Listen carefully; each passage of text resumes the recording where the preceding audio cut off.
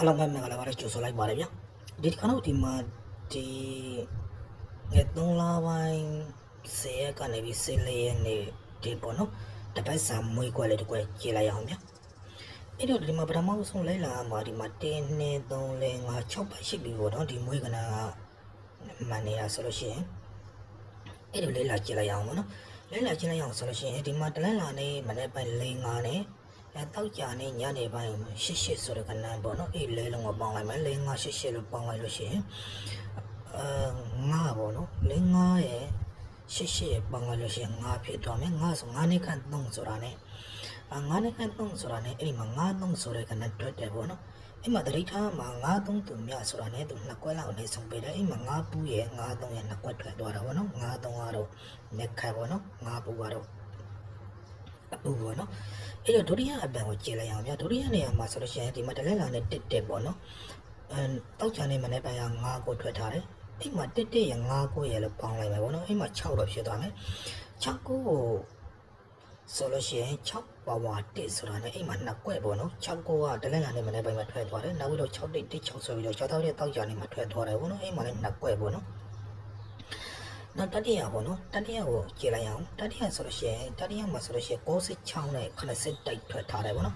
်အဲ့မှာ91ရဲ့96ရဲ့81ရဲ့လည်းပေါင်းလိုက်မယ်အဲ့ဒီမှာဆိုလို့ရှိရင်96ခွန်1ကိုပေါင်းလို့ရှိရင်3လို့ဖြစ်သွားမယ်ပေါ့နော်3နဲ့ခန့်5ဆို3ဘဝ8ဆိုတော့အဲ့ဒီမှာ8ပုလို့ထွက်သွားပြီးတော့3 5ဆိုတော့ကြာတာပရင်နဲ့ညနေပဲထွက်သွားတယ်အဲ့မှာလည်း2ကွက်ထွက်သွားတယ်ပေါ့နော်အဲ့တော့ကိုနဲ့ချောင်းကပေါင်းလိုက်မယ်ပေါ့နော်ကိုနဲ့ချောင်းကပေါင်းလိုက်တာနဲ့ကိုလို့ဖြစ်သွားမယ်ပေါ့နော်ကိုနဲ့ခါ6ကိုဘဝ4ဆိုတာနဲ့အိမ်မှာ6လေးရဲ့6ဘူးရဲ့ဆိုပြီးတော့2ကွက်ထွက်ထားပြန်တယ်ပေါ့နော်အဲ့တော့ဒီပတ်အတွက်ဆိုလို့ရှိရင်ဒီ3ဘူးပေါ့နော်3ဘူးတလဲလာနဲ့3ဘူးနဲ့26ဆိုတဲ့တောက်ကြနေမနေ့ပိုင်း4လုံးကိုပေါင်းလိုက်ပေါ့နော်အဲ့မှာဆိုလို့ရှိရင်8ဆို1ဆို4လို့ဖြစ်သွားမယ်ပေါ့နော်4နှစ်ဆိုတော့4နှစ်ဆို4နှစ်ကတော့မင်းကွယ်ပေါ့နော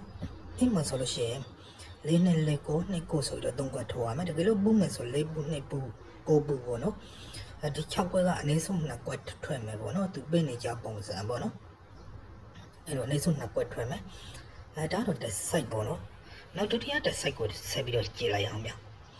ဒုတိယတစ်စိုက်ကိုကြည့်လိုက်တဲ့အခါမှာလည်းပဲဒီမှာ4 5မှာနောက်ပိုင်း9နဲ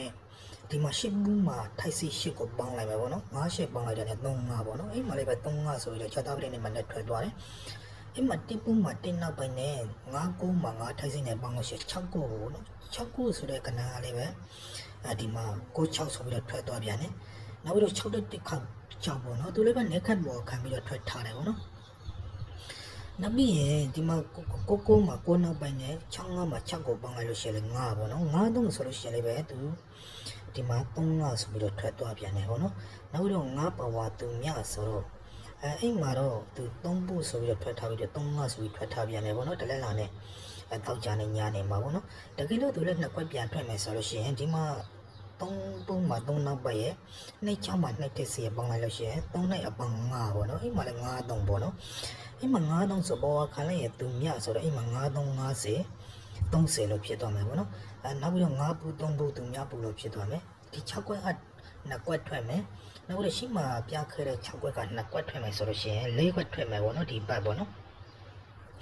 အဲ့ဆိုလို့ရှိရင်ဒီမှာတပတ်စာပေါ့နော်တပတ်စာ10ရက်ကနေပြီးတော့14ရက်ထိပေါ့နော်ဒီ3လပိုင်း2025အတွက်ပေါ့နော်အဲ့မှာဆိုလို့ရှိရင်ပထမနေ့ဆိုလို့ရှိရင်4 2ရက်4 9ရက်2 9ရက်အဲ့မှာတစ်ကွက်ထွက်မယ်နောက်ပြီးတော့4ပူ2ပူ9ပူကတစ်ကွက်ထွက်မယ်ပေါ့နော်ဒါပထမနေ့ပေါ့နော်အဲ့မှာဒုတိယနေ့ကိုကျင်းလိုက်တဲ့အခါဆိုလို့ရှိရင်9 3ထွက်မယ်ပေါ့နော်9 3ရဲ့50ရဲ့30ကတစ်ကွက်ထွက်မယ်3ပူသူများပူ5ပူကတစ်ကွက်ထွက်မယ်သူကအပေါ်က2ကွက်အောက်က2ကွက်စီထွက်နေတာဖြစ်တဲ့အတွက်4ကွက်ထွက်မယ်ပေါ့နော်တကယ်လို့သူမှန်နေဆိုလို့ရှိရင်အဲ့တော့ဒီမှာဆိုလို့ရှိရင်တော့ကိုယ့်အကြိုက်ပေါ့နော်ကိုယ့်အကြိုက်ကိုဒီမှာခွဲပြီးတော့ပေးထားတယ်အဲ့မှာဘယ်လိုခွဲပေးထားတယ်လဲဆိုလို့ရှိရင်ဒီမှာဆိုလို့ရှိရင်ဒီ main ကွက်အနေနဲ့4 2ရဲ့5 3ရဲ့4ပူရဲ့2ပူရဲ့30ရဲ့ကိုကပိုကြိုက်တယ်ပေါ့နော်ဒီဘက်ထဲမှာအဲ့တော့အဲ့ဒီ5ခွက်က main ခွက်ပေါ့နော်ဒီအောက်က4 9 2 9ဆိုရင်2ကိုလေအပေါ်တင်ရမှာပေါ့နော်အမှ2ကိုကလေပိုကောင်းတယ်အဲ့တော့4 9 2 9 9 10 50 3ပူရဲ့သူများပူရဲ့5ပူရဲ့ပေါ့နော်ဒါကတော့ရန်ကစားရမယ်ဒီ12ခွက်ထွက်သွားတာပေါ့နော်အကုန်လုံးဆိုလို့ရှိရင်အမှပုံမှန်6ခွက်ထိုးလို့ရှိရင်အပေါ်က6ခွက်ဆိုတစ်ချိန်ပေါင်းမယ်အောက်က 6ကွက်ဆိုရင်2ချိန်ပေါက်မယ်ဆို4ချိန်ပေါ့နော်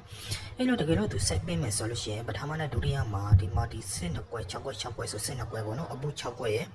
အဲ့ဒီစစ်2ကွက်ကဒီအပတ်ထက်မှာဆိုလို့ရှိရင်4ချိန်ထွက်မယ်ပေါ့နော်သူရှေ့ကပုံစံမျိုးပေးလာတယ်ဆိုလို့ရှိရင်အဲ့တော့အားလုံး4ချိန်ထွက်ပြီးတော့ကောင်းကြပါစေလို့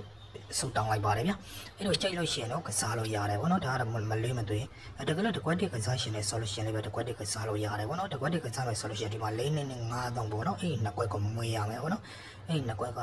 ငါတကွက်ထွက်လာတော့โอเคဗောနော်အားလုံးကိုကစားနိုင်လို့ရှင်တော့ပိုကောင်းတယ်သူကတော့4ကွက်အမြဲတမ်းထွက်နေကြဆိုတော့ဒါတော့တစ်ပတ်စာမွေးကနန်းဗောနော်အဲ့တော့အားလုံးကောင်းကြပါစေလို့ဆုတောင်းပေးလိုက်ပါတယ်ဗျပိတ်စာနဲ့ရကြပါစေ